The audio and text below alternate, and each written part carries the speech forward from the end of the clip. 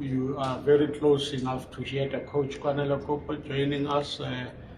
Not the results you were anticipating or bargained for, visiting Kaizer Chiefs at Moses Mabhida Stadium. In the past, you did cause upsets. It didn't go your way today. A general overview, 90 minutes plus 5. Yeah, thanks, Bavina. I think greetings to everyone. Congratulations first to Kaizer Chiefs. I think they were sharper than us. They look sharper than us. It's a sad loss because there was nothing really in the game that we didn't know from an approach perspective.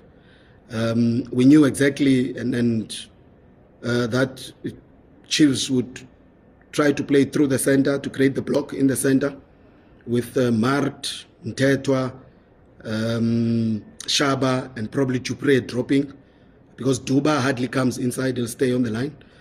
And we struggled to deal with the three centre-backs with Eva in terms of the pressing. So from a defensive perspective first, I felt that we wanted to apply medium pressure, so between the two arcs, but we struggled with that. We struggled with mobility in the midfield. They always outnumbered us in the centre in that 4 versus 3. I think our wingers stayed too wide, especially Stolle on the right-hand side. But in the final third, it was not so easy for them to penetrate in the first half. Yes, they were there a lot because they went past the first line, they went past the midfield. But I felt that in the final third, they didn't really have clear-cut chances, you know. And if you look at the goal, maybe I stand to be corrected. But if I look at the goal, I think it was the first clear shot on target. Other than that, half chance, the Reeves header that deflects and Stanley tips over. I think he had 2 that is tipped over the bar. So you concede that. In possession, we were poor. I think it was the worst I've seen of us this season. The build-up from the back didn't come out the way we wanted. We wanted 3 centre-backs also, with Cien coming inside. AJ and Spare were just not connecting, and Aya was not. So our movements were wrong completely, and we couldn't get out. And then we ended up being pressed in our build-up zone, or playing long and not winning that ball. So first half was really diabolic for us.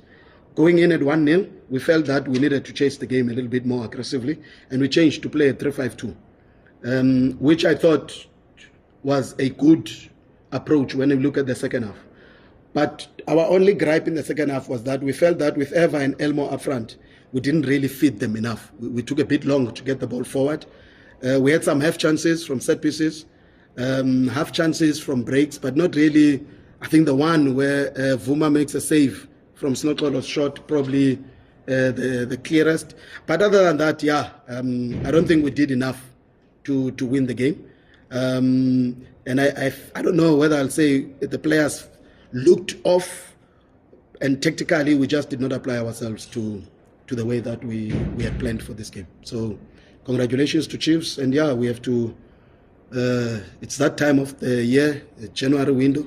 So we have to reflect at everything and review everything, everybody's performance, and see how we move forward. But I think 14 points at this time, first game of the third cycle of 5. We open it with a loss, but we're in a respectable position, at least on the log.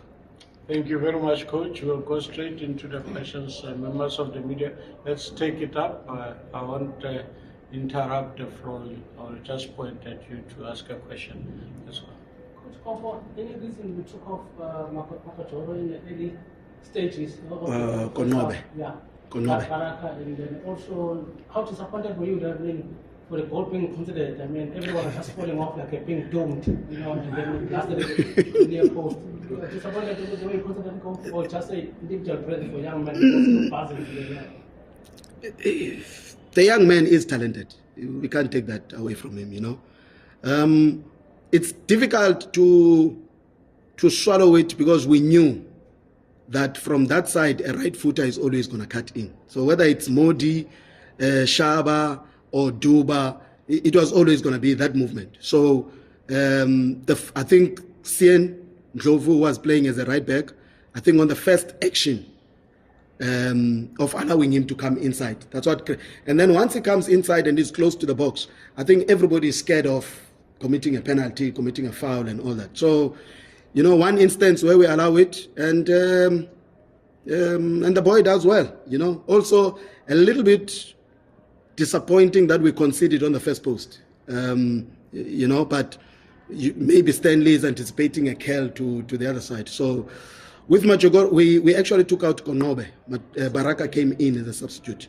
But I think I said it in the beginning that we felt that he was not applying himself in the game tactically the way that we wanted. He hardly touched the ball. He was not really in the right spaces when we were in possession. And he struggled to help us press in terms of Tetwa and Mart. So that was the reason. It's not a nice thing to do, but for us to try and grab the game, we had to do it. And I felt when Baraka came in, there was a little bit more stability in the midfield. Yes, as Eva Nga from Radio Quiz. Coach, what are the positive data are you taking on going forward from this game? It's very few. There's hardly, maybe the second half performance, maybe a little bit more stable in the second half at centre back. The fight in the second half, the delivery of the free kicks from Sergio was much better than what we did in the first half. First half, they were all poor. That's about it. But I don't think we played the way we want Chipper to play, and I don't think we had the same aggression, work ethic, and the flow of the team. So very, very few positives, but very disappointing performance, I must say. Good evening, Coach. Smith Simpson, Independent Media. Coach, of course, coming into this game, Chiefs were on a bit of a good run. They've had good games, but they've also had bad games this season. Does that make it slightly more difficult for you when you plan for them? This sort of unpredictability in what they... No, not really. I think, something maybe I didn't speak about today. The challenges that we had coming into this game was more from a preparation perspective on our side. We had some challenges in PE. The Nelson Mandela Stadium was closed, so we didn't really have our proper training field. So for 3 days, we didn't really have a proper Saturday, Sunday, Monday. So that's a challenge. From the game perspective, from a tactical perspective, Chiefs did everything we expected. They had de Klokwe coming in to make 3 centre-backs, which is what they've been doing in the last couple of games. Whenever de Klokwe plays, he doesn't go down up the line. So you'll have de Klokwe, Dotley, and Miguel as the 3 centre-backs. Then you have Frostler pushing, but Duba will keep the line. So if you looked at the Polokwane game, they had Blom playing right back. And he was doing the same thing. Blom was inverting into midfield. Frostler was doing the same. Then you've got Mart and Mtetwa that stay in front of the centre-backs. You've got Shaba, and when they had Sereno, you have Sereno creating the next 10. You have Dupree, you have Ranga. So from a planning perspective, Chiefs did exactly what we expect. In the pre-match interview, I said, we watched Chiefs against Test Galaxy. We watched Chiefs against Polokwane City. As much as they lost, we felt that they were very unlucky in certain moments. Against Polokwane City, Botswana hit the crossbar. They played half ground dominantly in those games. They were struggling in the final third. So Chiefs have not been playing badly. They've been struggling to score goals. They've been caught in their build-up. Even today, we caught them.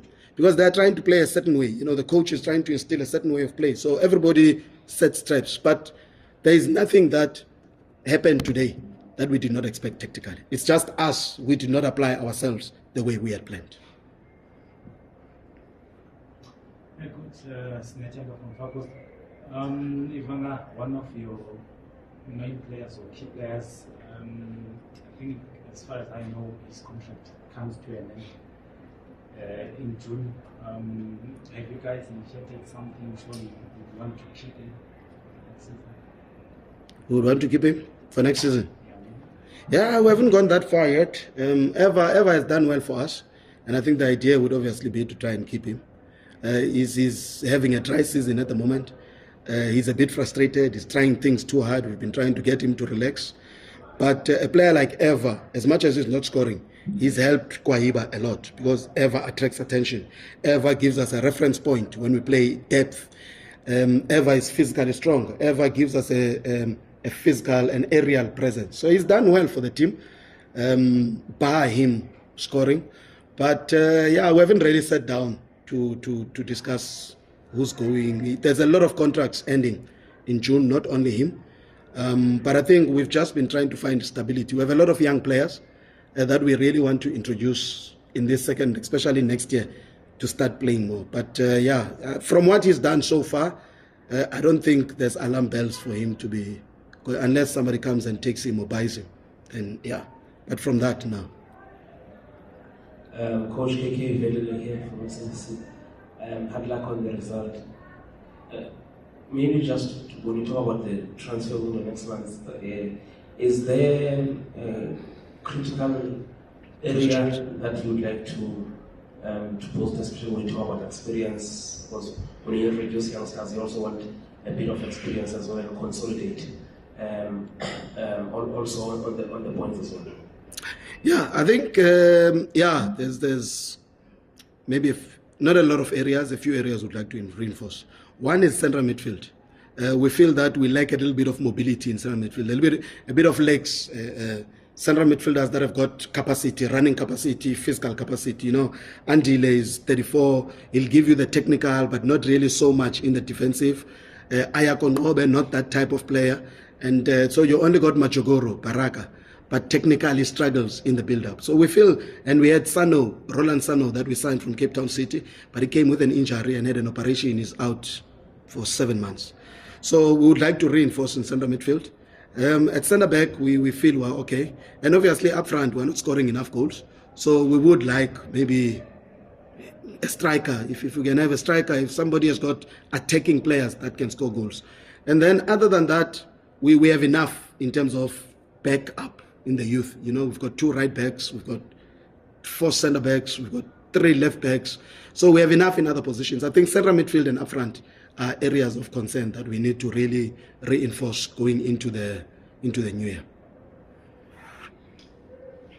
Ladies and gentlemen, it seems as if we can go the last 2. Yeah, Coach, maybe from a distance, I saw a bit of frustration from your side, and I think at that time maybe you felt Kwayiba was not impacting the game positively. I think there were moments where you would get into good positions, but maybe there would be no end product.